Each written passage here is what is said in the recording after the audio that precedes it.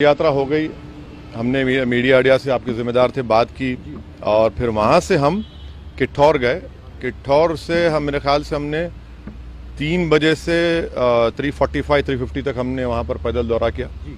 फिर हमारे नुमान रोफिल साहब के घर में हम गए, वहाँ पर थोड़ा बहुत लंच का चाय का इंतज़ाम था, करके नमाज पढ़े और वहाँ दिल्ली आने के लिए जब हम इस पिलखुवा के पास जो टोल गेट है वहाँ पर हम पहुँचे, हमारे साथ 4 गाड़ियाँ थी। हमारी गाड़ी के सामने हाजी साहब की टाटा सफारी थी जो पीछे आपके, और हमारी गाड़ी के पीछे और 2 फॉर्च्यूनर थे। तो जैसा हम टोल गेट के करीब गाड़ी स्लो हो जाती है, बैरिकेड होता है, तो एक बड़ी धाम से आवाज़ आई। तो हम बोले क्या हुआ, फिर दूसरी आवाज़ आई। तो हमारे साथ जो गाड़ी में हमारे दोस्त गाड़ी चला रहे थे यामीन खान, बोले भाई हमला हो रहा, हमला हो रहा। तो हमारी गाड़ी से उन्होंने बड़ी क्विक थिंकिंग से इस गाड़ी को पुश किया, ये सफारी को, और वहां से निकले। फिर और एक आवाज़ आई, जब निकल रहे थे एक और आवाज़ आई। तो मेरे ख्याल से 3 से 4 राउंड की फायरिंग हुई।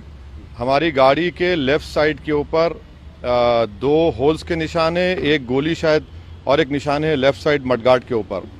हम जब गाड़ी से आगे बढ़े तो क्योंकि हमारी गाड़ी से गाड़ी को हमने पुश किया, मारा, राइट साइड का टायर पंक्चर हो गया। फिर वहाँ एक फ्लाईओवर है, वहाँ पर गाड़ी रोककर हम इस गाड़ी में बैठ गए और दिल्ली को आगे, क्योंकि हमको लगा कि रेकी कर रहे थे, फॉलो कर रहे थे हमको।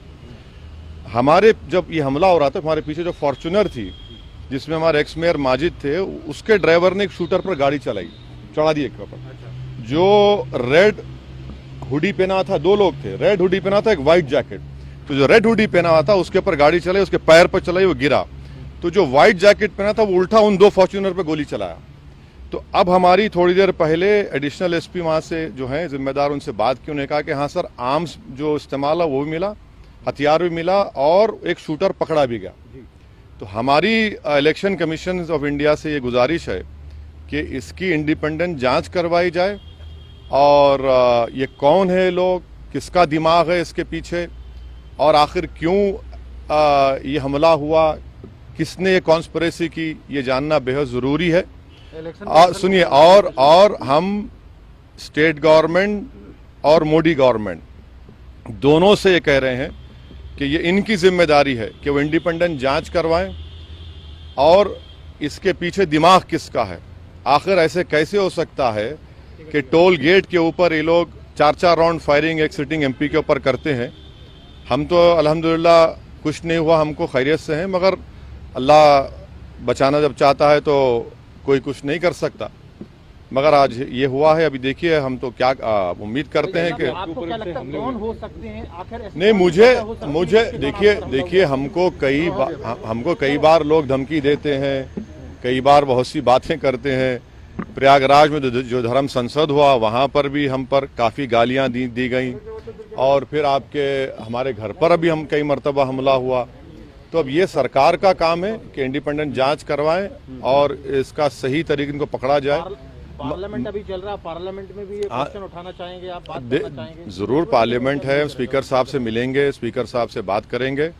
हम इलेक्शन कमीशन को भी लेटर लिख रहे हैं, और सरकार जो स्टेट गवर्नमेंट और सेंट्रल गवर्नमेंट से भी करेंगे।